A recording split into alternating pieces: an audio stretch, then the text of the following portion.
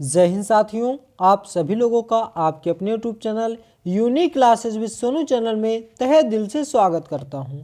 आज के इस वीडियो में हम पढ़ेंगे कक्षा 10 विषय सामाजिक विज्ञान भारत में राष्ट्रवाद पाठ 2। इस वीडियो में हम पूरी तरह से इस चैप्टर को समाप्त करेंगे। जो भी महत्वपूर्ण प्रश्न आपके एग्जाम के लिए होंगे सभी को पूरे डिटेल से पढ़ेंगे। तो आइए बिना देरी किए हुए वीडियो को स्टार्ट करते हैं। सबसे पहले पढ़ते हैं बहुविकल्पी प्रश्न। बहुविकल्पी प्रश्न 1 नंबर का पूछा जाता है। तो आइए स्टार्ट करते हैं। पहला प्रश्न, जलियांवाला बाग की हत्याकांड कब हुई थी? उत्तर 13 अप्रैल 1919 को। जलियांवाला बाग की हत्याकांड कब हुई थी? 13 अप्रैल 1919 को। दूसरा, भारतीय राष्ट्रीय कांग्रेस की स्थापना कब हुई थी? उत्तर 1850 ईस्वी में। भारतीय राष्ट्रीय कांग्रेस की स्थापना 1850 ईस्वी में हुई थी। तीसरा, सविनय अवज्ञा आंदोलन कब चलाया गया था? उत्तर 1930 ईस्वी में। सविनय अवज्ञा आंदोलन कब चलाया गया था? 1930 में। चौथा, हिंद स्वराज पुस्तक के लेखक कौन है? महात्मा गांधी। हिंद स्वराज पुस्तक के लेखक कौन है? महात्मा गांधी जी हैं। पांचवा प्रश्न, स्वराज मेरा जन्मसिद्ध अधिकार है, मैं इसे लेकर रहूंगा, किसका कथन है? उत्तर बाल गंगाधर तिलक का। स्वराज मेरा जन्मसिद्ध अधिकार है, मैं इसे लेकर रहूंगा, किसका कथन है? बाल गंगाधर तिलक का। छठवां, चौरी चौरा के हिंसात्मक घटना कब हुई थी? उत्तर 5 फरवरी 1922 को। चौरी चौरा में हिंसात्मक घटना कब हुई थी? 5 फरवरी 1922 को। आनंद मठ उपन्यास के लेखक कौन थे? उत्तर बंकिम चंद्र चटर्जी। आनंद मठ उपन्यास के लेखक कौन थे? बंकिम चंद्र चटर्जी। भारत में राष्ट्रपिता कहकर किसको संबोधित किया जाता है? उत्तर महात्मा गांधी को। राष्ट्रपिता कहकर किसे संबोधित किया जाता है? महात्मा गांधी को। असहयोग आंदोलन का मुख्य कारण क्या था? Rowlatt act. असहयोग आंदोलन का मुख्य कारण क्या था? Rowlatt act. नेक्स्ट, महात्मा गांधी जी अफ्रीका से वापस कब आए थे? उत्तर 1915 में। महात्मा गांधी जी अफ्रीका से कब वापस आए थे? 1915 में। करो या मरो का नारा किसने दिया था? उत्तर महात्मा गांधी ने। करो या मरो का नारा किसने दिया था? महात्मा गांधी ने। भारतीय राष्ट्रीय कांग्रेस ने पूर्ण स्वराज को प्राप्त करने का लक्ष्य कब घोषित किया था? उत्तर 1929 में। भारतीय राष्ट्रीय कांग्रेस ने पूर्ण स्वराज को प्राप्त करने का लक्ष्य कब घोषित किया था? 1929 में। तो ये था हमारा इस चैप्टर का बहुविकल्पी प्रश्न। अब आइए पढ़ते हैं लघु उत्तरीय प्रश्न जो आपके एग्जाम में 4 नंबर का पूछा जाता है। पहला प्रश्न, महात्मा गांधी जी द्वारा चलाए गए किन्हीं 3 आंदोलन के नाम लिखिए। उत्तर गांधी जी द्वारा चलाए गए प्रमुख आंदोलन इस प्रकार से हैं। 3 पूछता है, 5 पूछता है तो भी आप आसानी से लिख सकते हैं। देख लेते हैं। गांधी जी द्वारा चलाए गए प्रमुख आंदोलन इस प्रकार से हैं। पहला चंपारण आंदोलन, दूसरा खेड़ा आंदोलन, तीसरा रॉलेट एक्ट का विरोध, चौथा असहयोग आंदोलन, पांचवा नमक सत्याग्रह, छठवां अस्पृश्यता विरोधी आंदोलन, सातवां भारत छोड़ो आंदोलन। तो 7 हमने आप यहाँ पे कवर किया है। आपको जितने याद होंगे या जितना पूछा जाएगा उतना आप आसानी से लिख पाएंगे। नेक्स्ट प्रश्न, भारत छोड़ो आंदोलन के किन्हीं 3 कारणों का उल्लेख कीजिए। उत्तर भारत छोड़ो आंदोलन के प्रमुख 3 कारण इस प्रकार से हैं। पहला, आंदोलन का तात्कालिक कारण क्रिप्स मिशन की समाप्ति तथा मिशन के किसी अंतिम निर्णय पर न पहुंचना था। दूसरा, ब्रिटिश विरोधी भावना तथा पूर्ण स्वतंत्रता की मांग ने भारतीय जनमानस में लोकप्रियता प्राप्त कर ली थी। तीसरा, द्वितीय विश्व युद्ध के परिणाम स्वरूप भारतीय अर्थव्यवस्था की स्थिति खराब हो गई थी। नेक्स्ट प्रश्न, पूना पैक्ट पर किसके हस्ताक्षर हुए कि उसकी 2 शर्तें लिखिए। पूना पैक्ट पर किसके हस्ताक्षर हुए? उसकी 2 शर्तें लिखिए। उत्तर पूना पैक्ट पर गांधी जी और डॉक्टर भीमराव अंबेडकर के हस्ताक्षर हुए थे सितंबर 1932 में। पूना पैक्ट की 2 शर्तें इस प्रकार से हैं। पहला, अंबेडकर द्वारा दलितों के लिए अलग निर्वाचन क्षेत्र की मांग को वापस लेना। दूसरा, दलित वर्गों को क्रांति के एवं केंद्रीय विधायी परिषदों में आरक्षण दिया जाना। तो ये आपके महत्वपूर्ण प्रश्न है, इसको अच्छे से कवर कर लीजिएगा। चौथा प्रश्न, भारतीय राष्ट्रवाद के उदय के 3 कारणों को लिखिए। यह भी प्रश्न 2022-23 में पूछा गया था, ध्यान दीजिएगा, यहाँ पे डेट नहीं पड़ी थी। उत्तर, भारत में राष्ट्रवाद की शुरुआत 19वीं शताब्दी से शुरू हुई। ब्रिटिश साम्राज्य की नीतियों और उनकी चुनौतियों से भारत में राष्ट्र के रूप में सोचना शुरू किया। इसके उदय के 3 कारण इस प्रकार से हैं। पहला, देश में सामाजिक तथा धार्मिक आंदोलन। दूसरा, भारत की राजनीतिक एकता के प्रति लोगों की भावना। तीसरा, पश्चिमी शिक्षा का भारतीयों पर प्रभाव।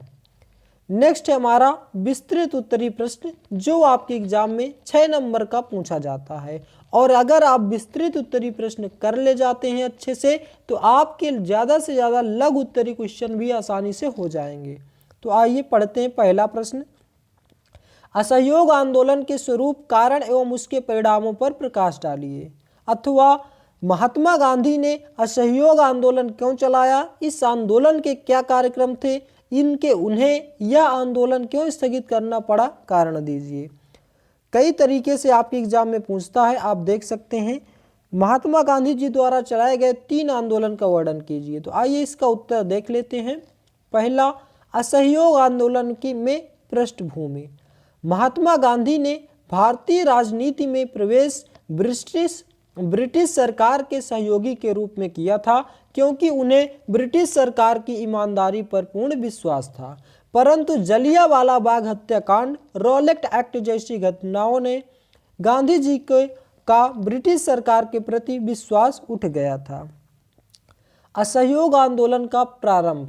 असहयोग आंदोलन की शुरुआत 1 अगस्त 1920 को महात्मा गांधी जी के द्वारा की गई थी और यह प्रथम जन आंदोलन था। महात्मा गांधी जी द्वारा चलाए गए असहयोग आंदोलन का अर्थ यह था कि किसी भी रूप से अंग्रेजों को सहयोग न देना, जैसे कि कर न देना और उनके द्वारा चलाए जा रहे स्कूलों में शिक्षा न लेना, यानी कि पूरी तरह से अंग्रेजी वस्तुओं का बहिष्कार करना था। नेक्स्ट, असहयोग आंदोलन के कारण। असहयोग आंदोलन के निम्नलिखित कारण थे। पहला, खिलाफत का मुद्दा। दूसरा, सरकार के कार्यों को ठप करना। तीसरा, स्वराज की प्राप्ति करना। चौथा, सरकार के किसी भी क्षेत्र में सहयोग न करना। पांचवा, प्रथम विश्व युद्ध के बाद भारत के स्वतंत्रता के लिए सरकार के द्वारा पहल न करना। नेक्स्ट, असहयोग आंदोलन की वापसी। महात्मा गांधी ने अहिंसा के दर्शन के सहारे असहयोग आंदोलन आरंभ किया था, लेकिन चौरी चौरा घटना के कारण व्यापक हिंसा सामने आई। इससे रुष्ट होकर गांधी जी ने 12 फरवरी 1922 को बारदौली में कांग्रेस कार्य समिति की बैठक में असहयोग आंदोलन को वापस लेने की घोषणा की और इसके साथ ही असहयोग आंदोलन समाप्त हो गया। आंदोलन के परिणाम। आंदोलन के क्या परिणाम निकले? जनता का अपार सहयोग मिला। दूसरा, देश की शिक्षण संस्थाएं लगभग बंद सी हो गई थी और क्योंकि छात्रों ने उनका त्याग कर दिया था। तीसरा, राष्ट्रीय शिक्षा के नए कार्यक्रम की शुरुआत की गई। तो ये था हमारा महत्वपूर्ण प्रश्न। अब आइए बढ़ते हैं दूसरे प्रश्न की ओर, जो कि विस्तृत उत्तरिका पे भी प्रश्न है। दूसरा प्रश्न हमारा, नमक सत्याग्रह क्यों प्रारंभ किया गया था, इसका संक्षिप्त विवरण दीजिए। अथवा 1930 में महात्मा गांधी ने नमक को अपने आंदोलन का आधार क्यों बनाया, इस आंदोलन का क्या प्रभाव पड़ा। अथवा सविनय अवज्ञा आंदोलन कब चलाया गया, इसके प्रमुख 3 कारणों का उल्लेख कीजिए। ये भी प्रश्न 3 प्रकार, सभी के सभी क्वेश्चन 2-3 तरीके से पूछे जा रहे हैं, इसलिए क्वेश्चन को भी आपको अच्छे से समझ लेना है कि कौन सा प्रश्न क्या कह रहा है। ये अगर नमक आंदोलन पूछता है तो भी आप इसी के लिए लिखेंगे, और सविनय अवज्ञा आंदोलन पूछता है तो भी आप इसी को लिखेंगे, और 1930 में महात्मा गांधी जी ने नमक को अपने आंदोलन, तो भी आप इसी को लिखेंगे। तो आइए इसका उत्तर जान लेते हैं। सविनय अवज्ञा आंदोलन, इसी प्रकार से आपको सेम टू सेम हेडिंग डाल के लिखना है और मेन पॉइंट को आपको हाईलाइट कर देना है बस। 31 जनवरी 1930 को महात्मा गांधी ने वायसराय अरविंद को एक पत्र लिखा। इस पत्र में उन्होंने 11 मांगों का उल्लेख किया था। इन मांगों के जरिए वे समाज के सभी वर्गों को जोड़ना चाहते थे। इनमें सबसे महत्वपूर्ण मांग नमक कर को खत्म करने के बारे में था। नमक का अमीर गरीब सभी इस्तेमाल करते थे। यह भोजन का एक अभिन्न हिस्सा था। इसे महात्मा गांधी ने ब्रिटिश सरकार का सबसे दमनात्मक पहलू बताया था। महात्मा गांधी का यह पत्र एक चेतावनी की तरह था। उन्होंने लिखा था कि यदि 11 मार्च तक इन मांगों को नहीं माना गया तो कांग्रेस सविनय अवज्ञा आंदोलन शुरू कर देगी। इरविन झुकने को तैयार नहीं थे। तभी गांधी जी ने अपनी यात्रा की, जो साबरमती आश्रम से 240 किलोमीटर दूर दांडी नामक गुजराती तटीय कस्बे में जाकर खत्म होनी थी। गांधी जी की टोली ने 24 दिन तक हर रोज लगभग 10 मील का सफर तय किया। गांधी जी जहां भी रुक जाते थे वहां हजारों लोग उन्हें सुनने आते थे। इसी तरीके से हजारों लोगों ने नमक कानून तोड़ा और सरकारी नमक कारखाने के सामने प्रदर्शन किया।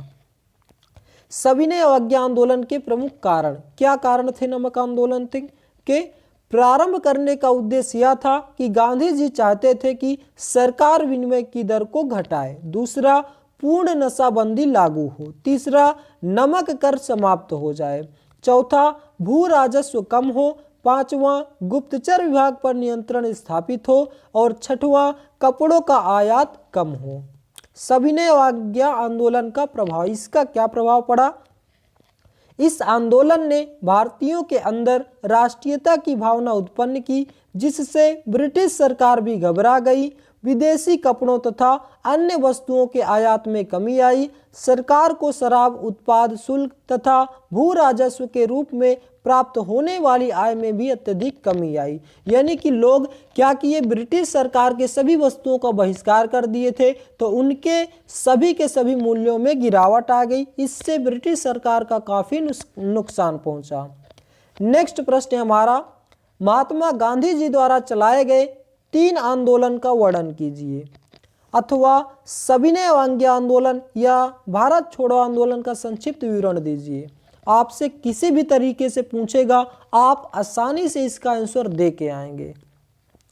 उत्तर, महात्मा गांधी जी द्वारा चलाए गए 3 प्रमुख आंदोलन असहयोग आंदोलन, सविनय अवज्ञा आंदोलन तथा भारत छोड़ो आंदोलन था। इसका वर्णन इस प्रकार से है। पहला, असहयोग आंदोलन। असहयोग आंदोलन की शुरुआत 1 अगस्त 1920 को महात्मा गांधी जी के द्वारा की गई थी और यह प्रथम जन आंदोलन था।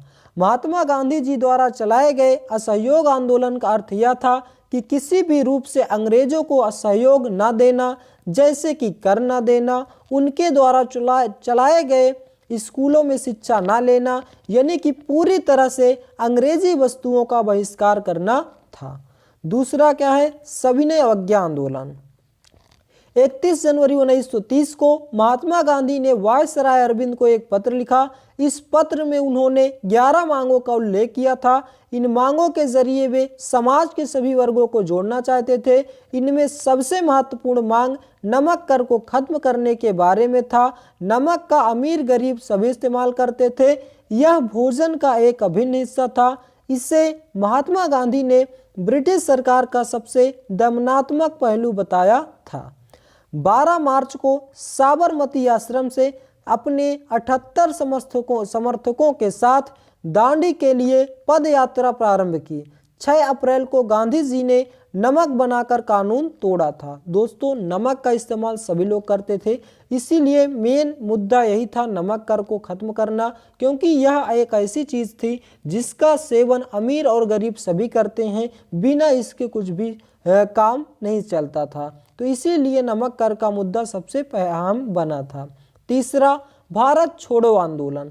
भारत छोड़ो आंदोलन द्वितीय विश्व युद्ध के समय 8 अगस्त 1942 को आरंभ किया गया था। यह एक आंदोलन था जिसका लक्ष्य भारत से ब्रिटिश साम्राज्य को समाप्त करना था। यह आंदोलन महात्मा गांधी जी द्वारा अखिल भारतीय कांग्रेस समिति के मुंबई अधिवेशन में शुरू किया गया था। इस आंदोलन ने ब्रिटिश राज्य की जड़ें हिलाकर रख दी थी। तो दोस्तों, ये था हमारा आज का महत्वपूर्ण चैप्टर, जिसको बहुत ही कम समय में हमने पूरे चैप्टर को समाप्त किया, यानी कि बहुविकल्पी और लघु उत्तरी और विस्तृत उत्तरी को भी पढ़ा। क्या आप चाहते हैं कि इसको एक बार फास्ट रिवीजन करें तो आप वीडियो को 2 मिनट तक और देखिए। पहला प्रश्न, जलियांवाला बाग की हत्याकांड कब हुई थी? 13 अप्रैल 1919 को। भारतीय राष्ट्रीय कांग्रेस की स्थापना कब हुई थी? 1885 में। सविनय अवज्ञा आंदोलन कब चलाया गया था? 1930 में। हिंद स्वराज पुस्तक के लेखक कौन है? महात्मा गांधी। स्वराज मेरा जन्मसिद्ध अधिकार है में से लेकर आऊंगा किसका कथन है? बाल गंगाधर तिलक का। चौरी चौरा में हिंसात्मक घटना कब हुई थी? 5 फरवरी 1922 को। आनंद मठ उपन्यास के लेखक कौन थे? बंकिम चंद्र चटर्जी। भारत में राष्ट्रपिता कहकर किसको संबोधित किया जाता था? महात्मा गांधी जी को। असहयोग आंदोलन का मुख्य कारण क्या था? Rowlatt act. Mahatma Gandhi ji Africa से वापस कब आए थे? 1915 में। करो या मरो का नारा किसने दिया था? महात्मा गांधी ने। भारतीय राष्ट्रीय कांग्रेस के पूर्ण स्वराज प्राप्त करने का लक्ष्य कब घोषित किया गया था? 1929 में। महात्मा गांधी जी द्वारा चलाए गए किन्हीं 3 आंदोलनों के नाम लिखिए? चंपारण सत्याग्रह, खेड़ा आंदोलन, रॉलेट एक्ट का विरोध, असहयोग आंदोलन, नमक सत्याग्रह, अस्पृश्यता विरोधी आंदोलन, भारत छोड़ो आंदोलन। भारत छोड़ो आंदोलन के किन्हीं 3 कारणों का उल्लेख कीजिए? भारत छोड़ो आंदोलन के प्रमुख 3 कारण। पहला, आंदोलन का तात्कालिक कारण क्रिप्स मिशन की समाप्ति तथा मिशन के किसी अंतिम निर्णय पर पहुंचना था। दूसरा, ब्रिटिश विरोधी भावना तथा पूर्ण स्वतंत्रता की मांग ने भारतीय जनमानस में लोकप्रियता प्राप्त कर ली थी। तीसरा, द्वितीय विश्व युद्ध के परिणाम स्वरूप भारतीय अर्थव्यवस्था की स्थिति खराब हो गई थी। तीसरा प्रश्न, पूना पैक्ट पर किसके हस्ताक्षर हुए? उसकी 2 शर्तें लिखिए। उत्तर, पूना पैक्ट पर गांधी जी और डॉक्टर भीमराव अंबेडकर के हस्ताक्षर हुए सितंबर 1932 में। पूना पैक्ट की 2 शर्तें इस प्रकार हैं। पहला, अंबेडकर द्वारा दलितों के लिए अलग निर्वाचन क्षेत्र की मांग को वापस देना। दूसरा, दलित वर्ग को क्रांति एवं केंद्रीय विधायी परिषदों में आरक्षण दिया जाना। चौथा, भारतीय राष्ट्रवाद के उदय के 3 कारणों को लिखिए।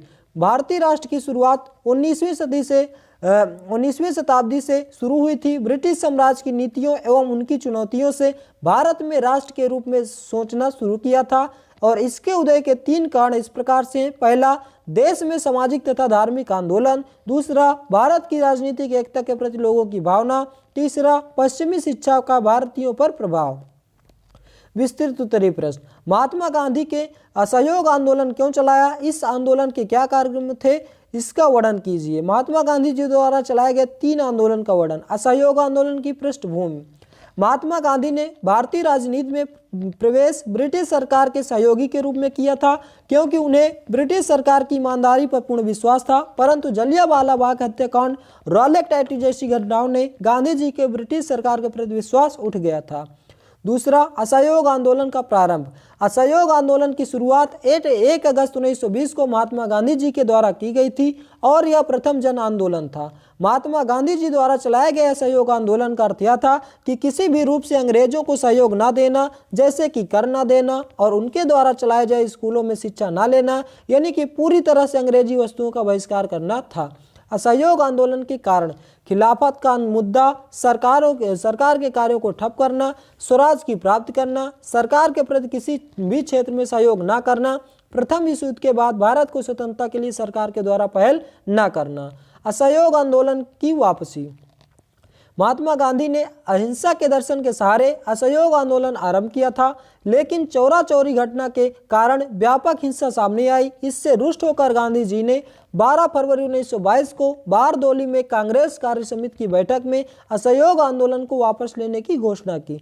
इसके साथ ही असहयोग आंदोलन समाप्त हो गया। आंदोलन के परिणाम, जनता का अपार सहयोग मिला। देश की शिक्षण संस्थाएं लगभग बंद सी हो गई थी क्योंकि छात्रों ने उनका त्याग कर दिया था। राष्ट्रीय शिक्षा के नए कार्यक्रम की शुरुआत की गई। नेक्स्ट, 1930 में महात्मा गांधी ने नमक को अपने आंदोलन का आधार क्यों बनाया था? उत्तर, सविनय अवज्ञा आंदोलन। 31 जनवरी 1930 को महात्मा गांधी ने वायसराय अरविंद को एक पत्र लिखा था। इस पत्र में उन्होंने 11 मांगों का उल्लेख किया था। इन मांगों के जरिए वे समाज के सभी वर्गों को जोड़ना चाहते थे। इनमें सबसे महत्वपूर्ण मांग नमक कर को खत्म करने के बारे में था। नमक का अमीर और गरीब सभी इस्तेमाल करते थे। यह भोजन का एक